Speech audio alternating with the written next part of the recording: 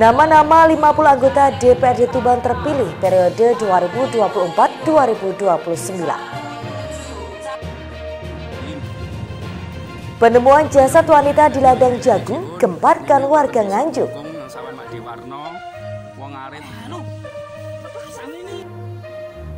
Assalamualaikum warahmatullahi wabarakatuh, pemirsa JTV Bojonegoro, apa kabar? Kembali pakai informasi aktual Sketsa Bengawan hadir dengan serangkaian informasi pilihan dari Kabupaten Bojonegoro dan sekitarnya. Dan pemirsa, bersama saya Ayun Sari Tilawah, inilah Sketsa Bengawan selengkapnya.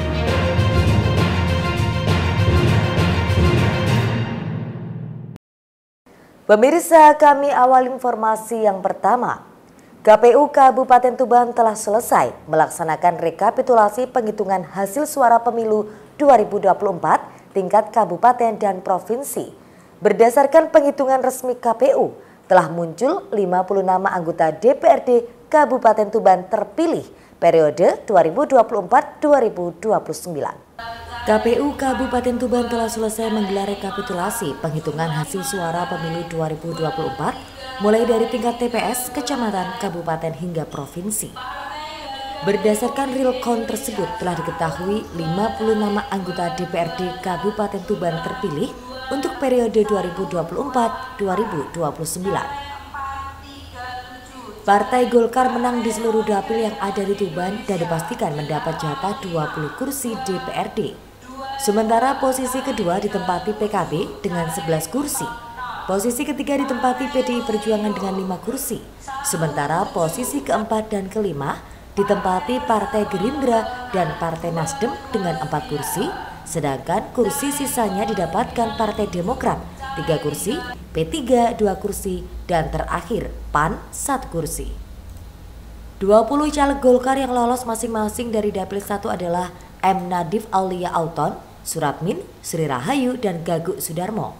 Sementara Dapil 2 Sunarto, Ahmad Abdul Wasi, Angga Nur Fauzi, dan Tia Antika Pramesti. Sementara Dapil 3 ada Sugiantoro, Hanif Abdillah, Munir, Ani Nur Azizah, Edi Susanto, dan Aguh Setio Wacono. Kemudian Dapil 4 masing-masing Endang Dwi Yuni Prihatin Jiningsih, Suci Ferawati, dan Muhammad Rosmul Fuad. Sedangkan Dapil 5 Tarianto, Khairul Inayah, dan Nurul Hidayah. Sementara 11 kursi PKB masing-masing dari Dapil 1 ada M. Yadi, Siswanto, dan Zuhri Ali. Kemudian Dapil 2 Luluk Kamim Muzizat, Dapil 3 Muhammad Saifullah Ponco Eko, Asep Nurhadatullah, dan Mat Dasim. Selanjutnya Dapil 4 Mukson dan Sumartono, dan Dapil 5 Fahmi Fikroni dan Mutta Faridah.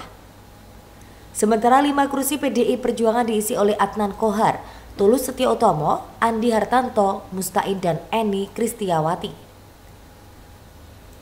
Untuk 4 kursi Partai Gerindra masing-masing diduduki oleh Muhammad Zaki Sultan, Tri Astuti, Lutfi Firmansyah, dan Elis Yuwanita Dewi.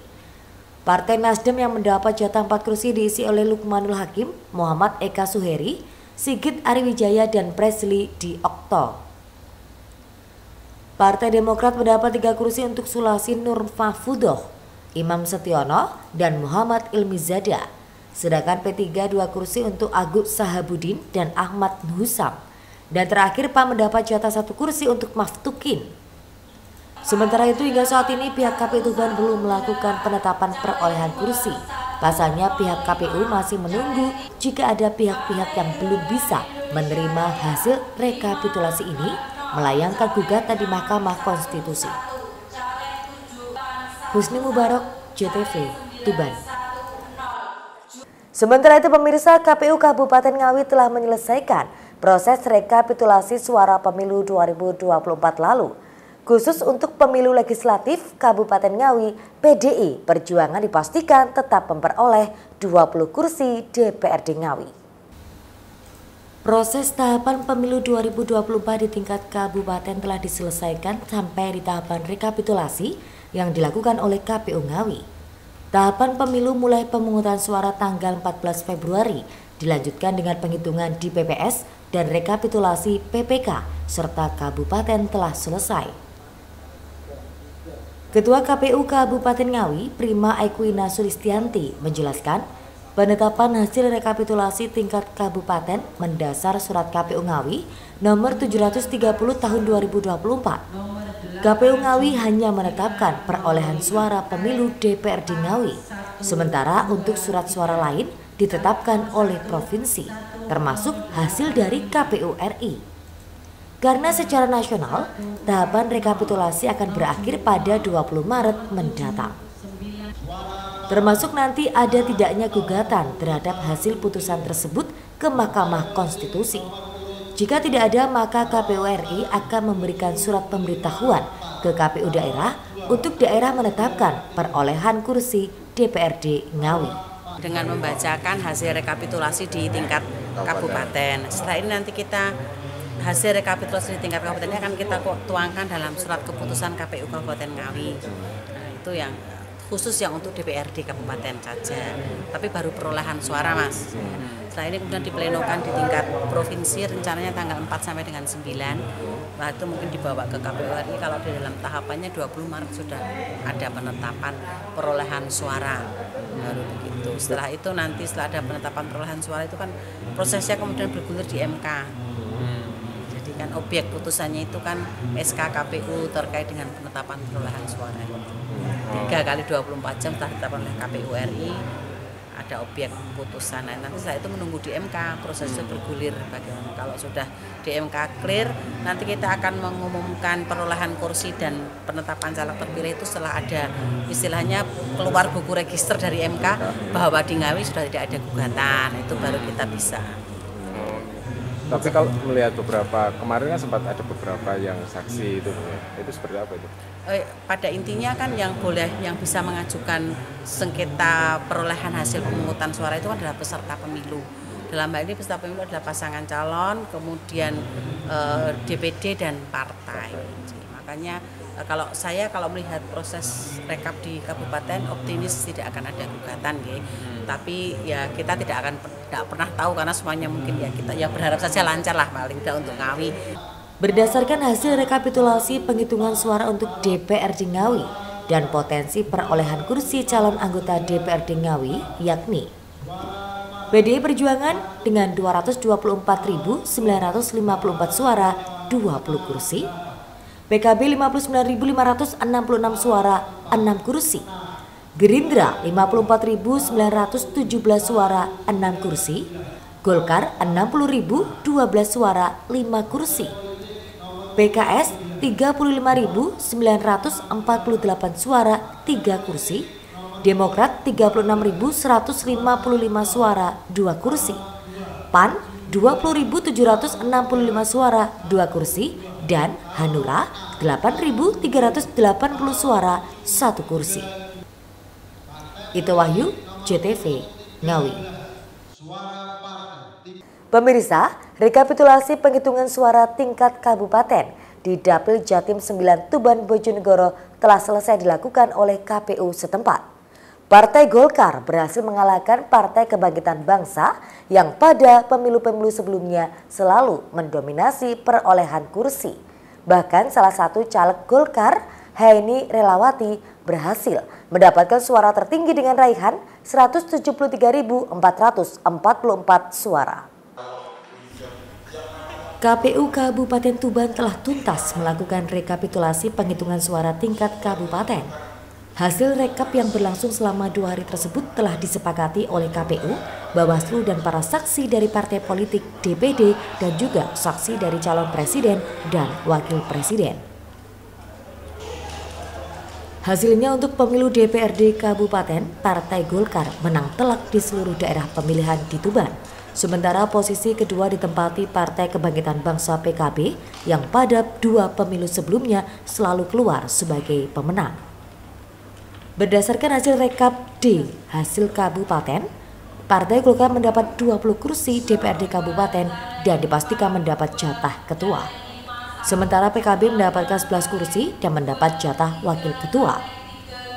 Sementara sisanya berturut-turut PDIP 5 kursi, Partai Gerindra 4 kursi, Partai Nasdem 4 kursi, Partai Demokrat 3 kursi, P3 2 kursi, dan terakhir PAN 1 kursi. Jumlah kursi yang didapatkan Partai Golkar pada pemilu 2024 ini meningkat lebih dari 100% dibandingkan dengan pemilu 2019. Pasalnya pada pemilu 2019 lalu, partai dengan lambang pohon beringin tersebut hanya mendapatkan 9 kursi. Sementara PKB mengalami penurunan 5 kursi, lantaran pada pemilu 2019 lalu mendapat jatah 16 kursi. Ketua KPU Tuban Fatkul Iksan mengatakan, rekapitulasi tingkat kabupaten di Tuban secara keseluruhan berjalan lancar. Hanya saja ada beberapa revisi administrasi di sejumlah kecamatan terkait data pemilih. Jadi tidak ada kendala, cuma ada beberapa revisi di beberapa kecamatan itu terkait dengan administrasi data pemilih. Kalau terkait perolehan, nggak ada. Sementara itu, jika ada pihak-pihak yang belum bisa menerima rekapitulasi ini, bisa melayangkan gugatan di Mahkamah Konstitusi. Ziki Muhammad, Husni Mubarok, JTV, Tuban. Pemirsa, penemuan jasad wanita di ladang jagung gemparkan warga di Nganjuk. Informasi selengkapnya dapat Anda ikuti sesaat lagi.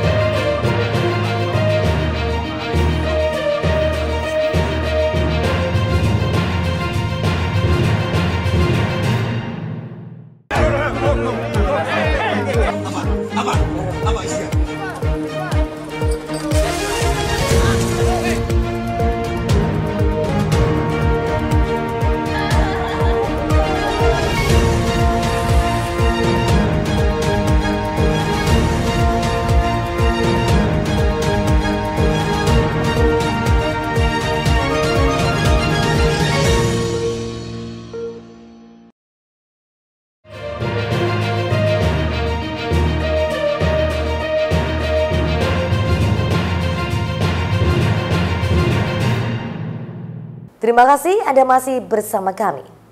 Pemirsa, warga di Kabupaten Nganjuk digemparkan dengan ditemukannya jasad perempuan di ladang jagung milik warga setempat. Korban ditemukan bersimbah darah serta mengalami sejumlah luka di tubuhnya. Diduga perempuan tersebut merupakan korban pembunuhan. Innalillahi wa inna ilaihi rajiun. Warga Desa Mungkung, Kecamatan Loceret, Kabupaten Nganjuk digemparkan dengan penemuan jasad seorang perempuan di ladang jagung milik warga setempat Sabtu siang. Korban yang diketahui bernama Nyaini, warga setempat ditemukan tak bernyawa dengan sejumlah luka. Jasad wanita 46 tahun tersebut pertama kali ditemukan warga yang sedang mencari rumput untuk pakan ternak. Kejadian ini selanjutnya dilaporkan kepada pihak kepolisian.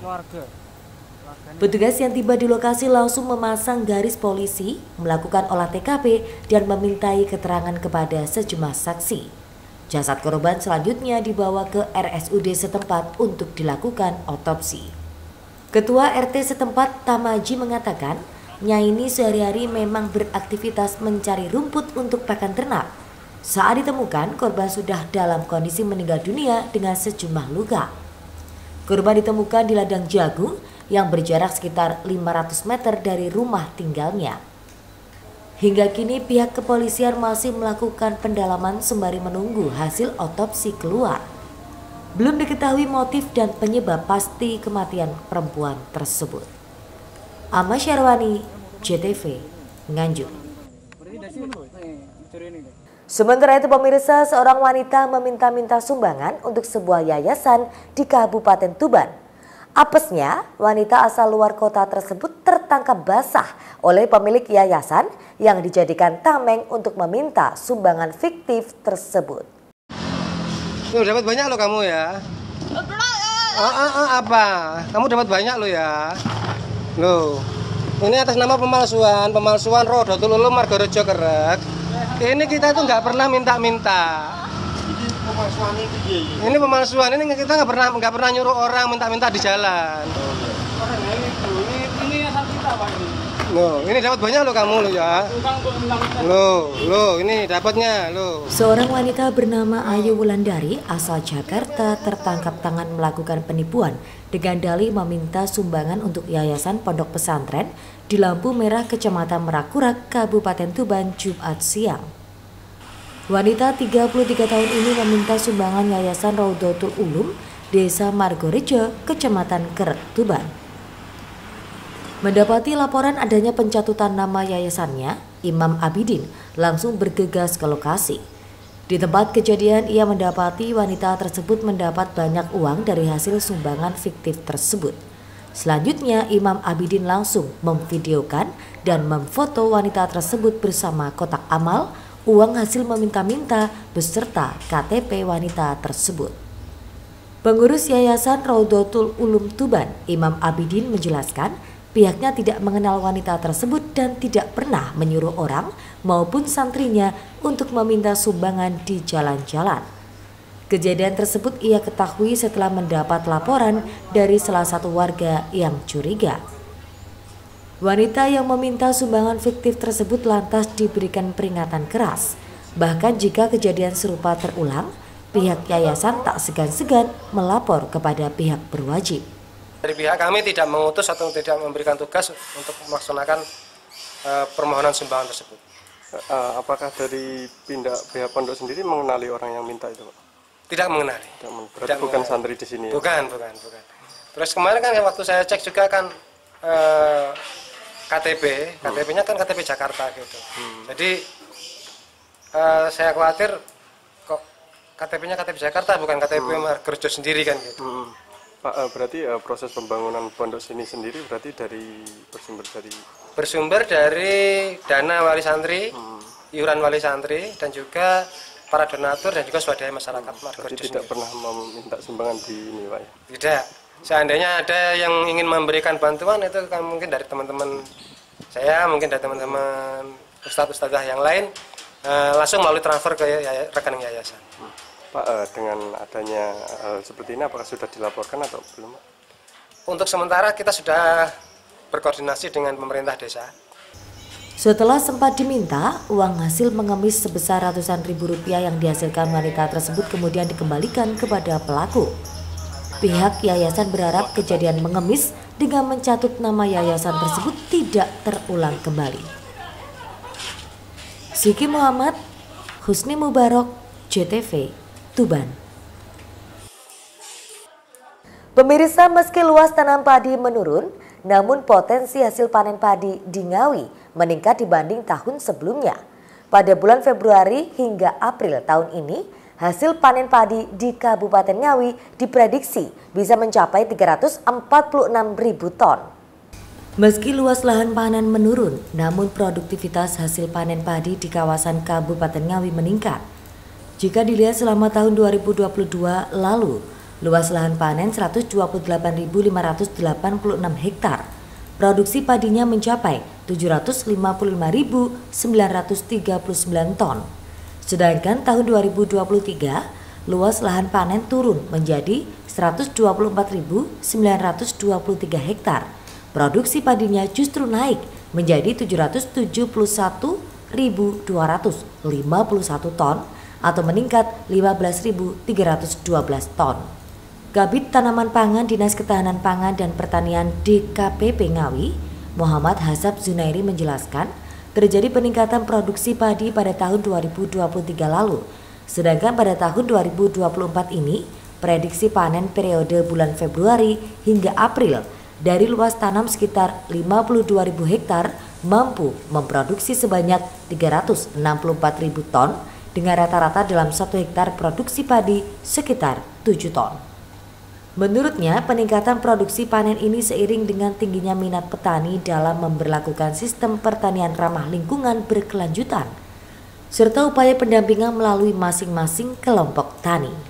Kita memiliki peningkatan produksi yang signifikan. Kita ada peningkatan dari tahun 2022 itu sekitar 755.000 ton, sekarang menjadi 771.000 ton GKG yang ada peningkatan sekitar 2,03%.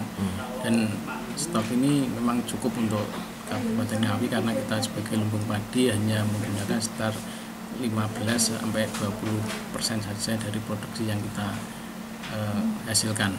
Terus terkait dengan keadaan di lapangan saat ini mulai Januari sampai mungkin nanti sampai April.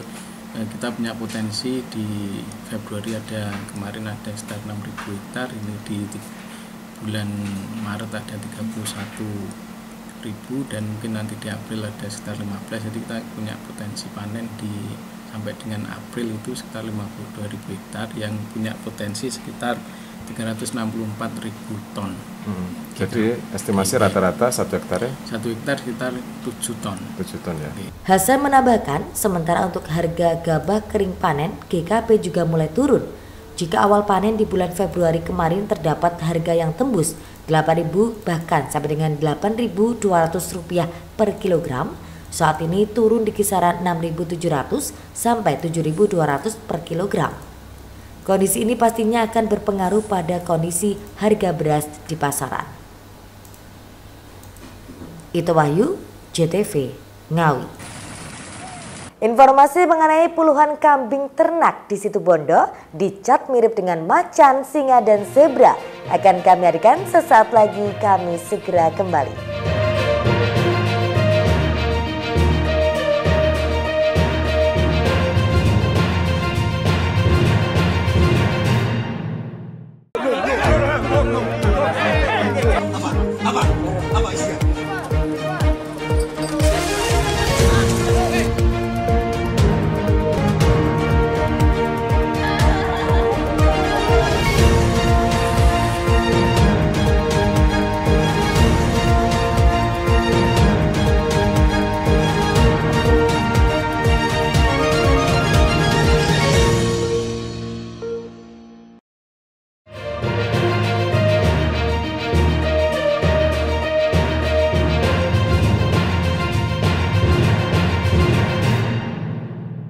Pemirsa, Anda masih di Sketsa Bengawan. Puluhan ekor kambing milik peternak di Desa Kotakan, Kecamatan Kota Situbondo dicat motif hewan pemangsa. Coraknya yang menyerupai singa, macan tutul, hingga zebra tersebut bukan tanpa alasan, yakni sebagai tanda agar tidak tertukar dengan kambing milik orang lain. Sekilas puluhan kambing ternak milik Misyadi, warga Desa Kotakan, Kecamatan Situbondo, Kabupaten Situbondo ini biasa saja. Namun jika dilihat lebih dekat, kambing-kambing ini ternyata dicat mirip dengan sejumlah hewan pemangsa. Mulai dari macan tutul hingga zebra, bahkan sejumlah kambing juga dipangkas bulunya dan dicat menyerupai hewan singa.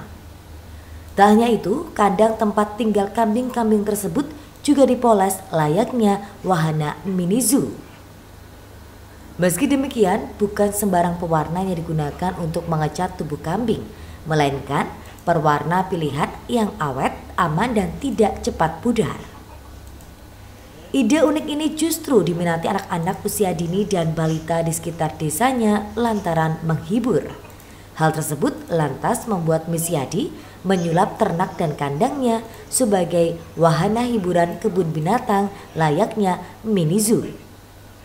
Apakah benar ternyata sampai bawa si kecil ke sini ya Pak ya? Ya ini teman-temannya banyak yang lihat, pengen lihat juga ini. Pak, ini yang lucu apa aja sih Pak di sini Pak? Ya zebranya, apalagi yang jantan ini kayak singa. Bapak setuju nggak kalau di sini buka zoo mini kayak gini? Setuju sekali. Tertarik nggak sih Pak ngeliat kambing yang unik ini? Tertarik sih. Baru kali ini. Harapannya apa Pak? Ditingkatkan lebih banyak lagi atau seperti apa? Ya hiburannya juga kalau bisa sekalian. Kayak kolam itu rencana sih katanya mau ada kolamnya juga ini. Apalagi nanti kalau buah-buahannya berbuah kan enak langsung ngetik gitu. Ya ditingkatkan lagi dah biar lebih seru. Misyadi mengatakan mewarnai sebagian besar ternak kambingnya tersebut bukan tanpa alasan. Hal tersebut dilakukan sebagai penanda agar kambingnya tidak tertukar dengan kambing milik orang lain. Ya awal-awalnya masalah ini ya tidak disangka-sangka ya. Cuma biar itu kalau dilepas biar tahu itu kambing ini dari punya ibu saya. Gitu. Terus ditandain dan diwarnai seperti itu. Jadi ada yang macam-macam pokoknya, zebra, macam tol itu.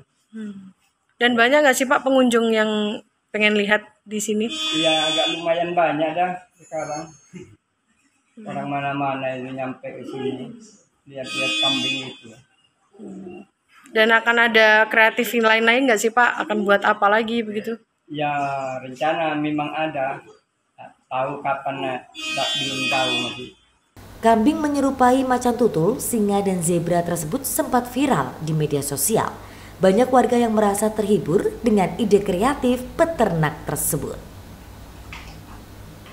Andi Nurkolis, JTV, Situbondo. Sementara itu pemirsa, seorang polisi di Kabupaten Blitar sukses menggeluti usaha ternak ayam kampung. Usaha sampingan memanfaatkan waktu luang setelah pulang kerja ini ternyata meraup untung yang lumayan besar. Inilah Suharyanto, seorang polisi yang sehari-hari bertugas di unit Intel Polsek Binangun, Kabupaten Blitar. Polisi ini sukses menggeluti usaha beternak ayam kampung.